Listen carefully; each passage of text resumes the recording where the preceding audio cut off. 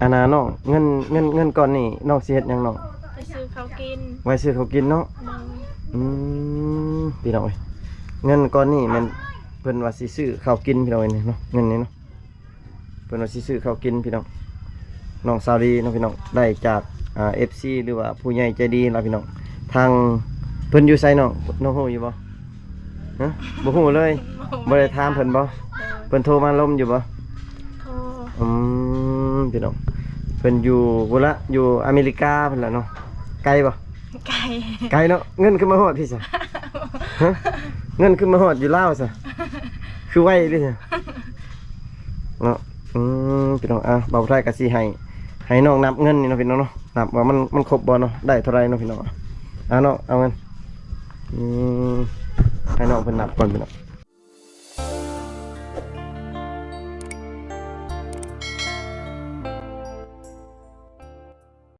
สบายดี FC พังลาวพังไทยนะพี่น้องเนาะยินดีต้อนรับ FC เข้าสู่ช่องบ่าวผู้ไทยบ้านนาชาแนลคือเก่าแล้วพี่น้องเนาะมื้อนี้บ่าวผู้ไทยสิเดินทางไปสู่หมู่บ้านของน้องสาวดีเนาะพี่น้องเนาะเพราะว่ามี FC เพิ่นทางอเมริกาเพิ่นเนาะเพิ่นโอนเงินมาให้น้องสาวดีเพิ่นพี่น้องเอ้ยและมาให้บ่าวผู้ไทยเนี่ยมาเป็นสะพานบุญให้น้องสาวดีเนาะสาวเมห้างลูกนึงพี่น้องเอ้ยตอนนี้ก็ประมาณ5 โมงพี่น้องเอ้ยเนาะเวลาประมาณ5 โมงตอนแรงๆพี่น้องเป็นจะได้ก็ไปติดตามชมกันพี่น้องเนาะบ่าวผู้ไทยกำลังสิเดินทางออกไปเนาะพี่น้องเนาะ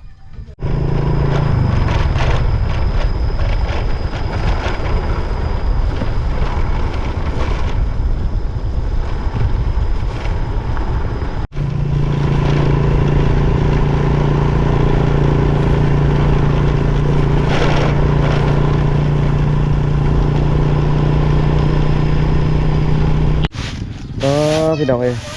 บ่าวผู้ไทยเดินทางมาหาน้องสาวดีกะพอดี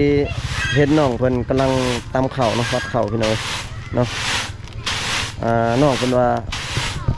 ก่อนสิไปมอบเงินกะเพิ่นว่าตำเข่าก่อนเพิ่นสิไปรับเงินนำบ่าวผู้ไทยเนาะพี่น้องเนาะหรือว่ารับนำบ่าวผู้ไทยนี่ล่ะพี่น้องเนาะให้น้องเพิ่นตำเข่าแล้วก่อนพี่น้อง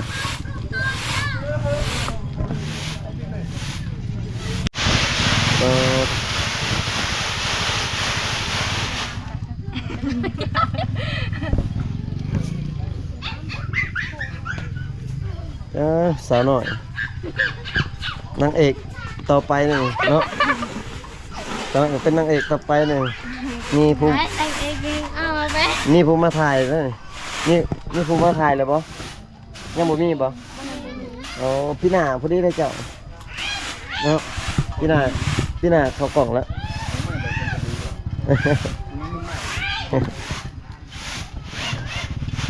เขาให้บันนี้เนาะ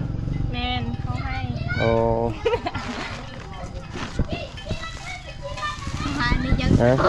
น้องเพิ่นว่าสิไปเฮือนของน้องเลยพี่น้องเว้ยเนาะว่าน้องเพิ่นสิเมื่อเฮือนแล้วก็บ่าวผู้ไทยสิมอบเงินให้น้องเนาะพี่น้องเนาะตอนนี้บ่าวผู้ไทยก็เดินทางมาฮอดเฮือนของน้องสาวดีแล้วเนาะพี่น้องเนาะตอนนี้ก็น้องเพิ่นอยู่เทิงเฮือนของน้องเนาะเจ้าบ่าวผู้ไทยสิขึ้นไปอยู่เทิงเฮือนของน้องสาวดีเนาะพี่น้องเนาะมันหนักเป็นเฮือนพ่อแม่พี่น้องเจ้าถิ่นเจ้าทางนี่เป็นเฮือนของน้องสาวดีเนาะพี่น้องอ๋อสบายดีน้องสาวดีมื้อนี้อยู่เฮือนบ่มื้อนี้แม่นอยู่เพื่อนคือว่าน้องมาแต่ไสเมื่อกี้นี่ตำข้าวมาแต่ตำข้าวตัวพี่น้องบ่าวไทยมาเมื่อกี้นี่เห็นน้องสาวเพิ่นย่างมาเนาะพี่น้องเนาะเห็นเพิ่นตำข้าวอยู่พี่น้องก็เลยให้น้องเอิ้นน้องมาพี่เนาะมาอยู่เพื่อนของน้องพี่น้องมื้อนี้บ่าวไทยก็มาเป็นสะพานบุญเนาะพี่น้องเนาะมาเป็นสะพานบุญให้ FC พี่น้องทางพุ่นละทางอเมริกาเพิ่นเนาะพี่น้องเพราะว่าทางผู้ใหญ่ใจดีเพิ่นก็คิดเห็นเนาะหรือว่าสงสารทางน้องสาว น้องสาวดีพี่น้องเอ้ยเนาะกะครอบครัวของน้องกะจังซี่ล่ะพี่น้องกะยากจนอยู่เนาะขาดแคลนเนาะพี่น้องทางครอบครัวน้องนี่ขาดหยังเนาะ ข้าวกิน ข้าวกินเนาะ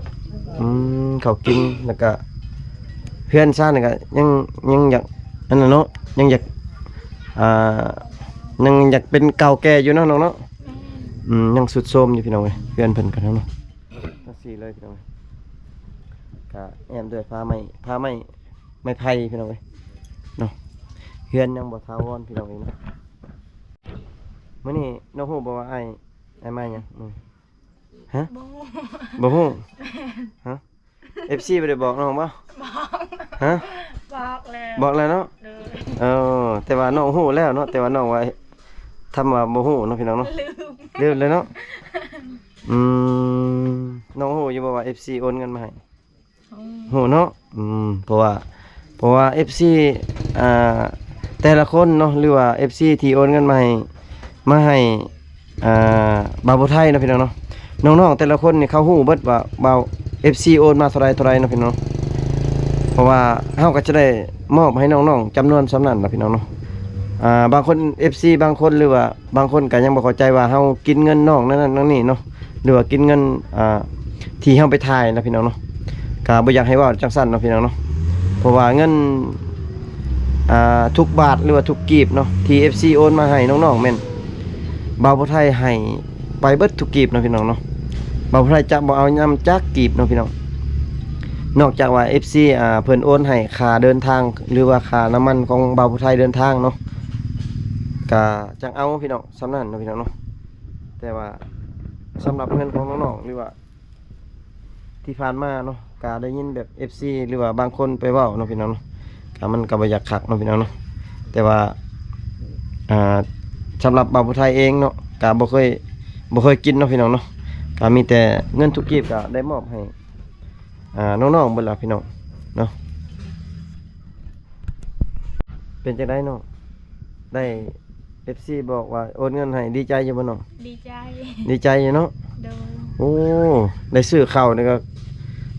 สอบ1สอบกว่าๆพุ่นเนาะเนาะ แม่ ไปหารับจ้างนี่ก็ได้หลายมื้อเติมเนาะเนาะแม่นบ่ แม่น ไปหารับจ้างนี่ก็หลายมื้อพี่น้องเอ้ยเพื่อสิได้โอ้เพื่อสิได้ข้าวสอบหนึงนี่ก็บ่แม่นธรรมดาพี่น้องเอ้ยหน้าแหมลังไม้เนาะแดดเนาะน้องเนาะ โดย เบิ่งอ้ายนี่เดินทางมานี่มาแต่ชายแดนเนาะมาไปทอนเงินให้น้องๆแล้วก็ลุยต่อมาพี่เลยพี่น้องเอ้ยเราไทยบ่อันนั้นเลยเนาะก็เดินทางมาต่อเลยเพราะว่า FC ว่าให้ไปมอบให้น้องมื้อนี้เนาะก็จัดไปตามคำขอเลยเนาะขอแต่ว่า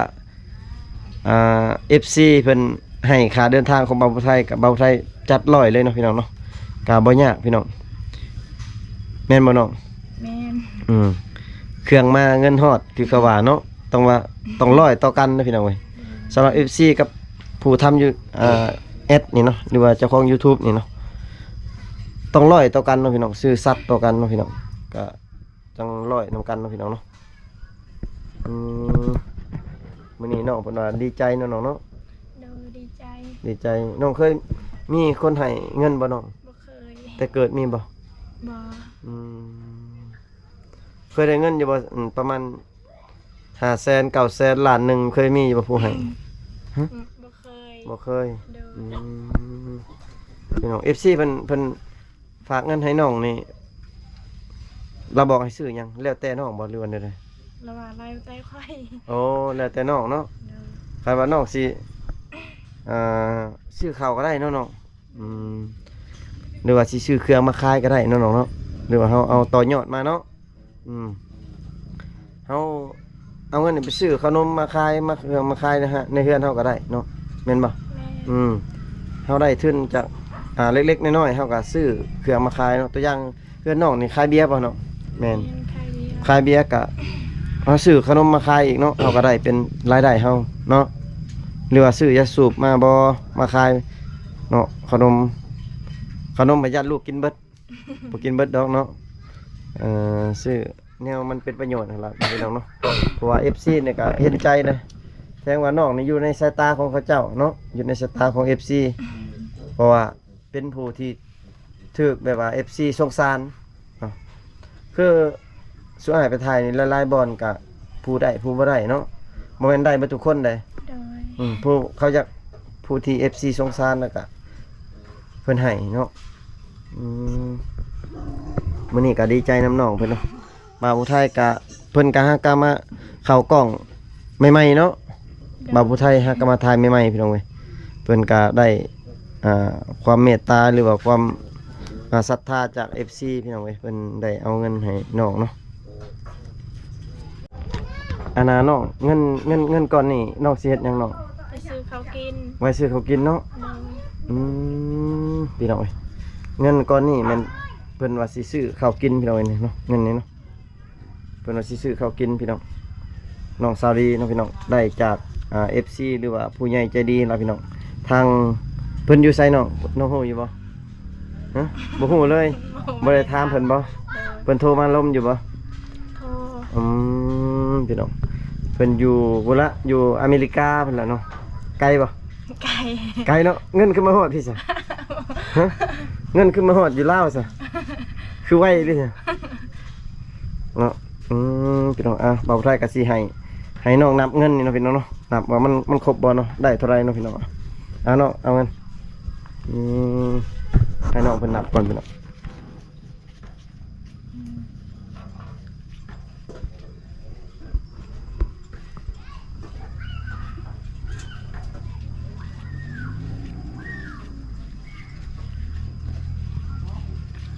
900,000 หึ 900,000 900,000บ่ได้บ่ข้าวเปล่าหนึง ได้ ได้เลยเนาะข้าวเปล่าหนึงให้อยากซื้อข้าวก็ไปซื้อเอาเองเนาะ โดย พี่น้องเอ้ยได้ขอบคุณ FC ที่โอนเงินให้น้องๆเด้อทางปุระทางอเมริกาเพิ่นเนาะน้องก็ได้รับเงินจำนวนที่อ้ายเอาให้น้องเลยเนาะพี่น้องอ้ายเพิ่นก็โอนมาให้เนาะ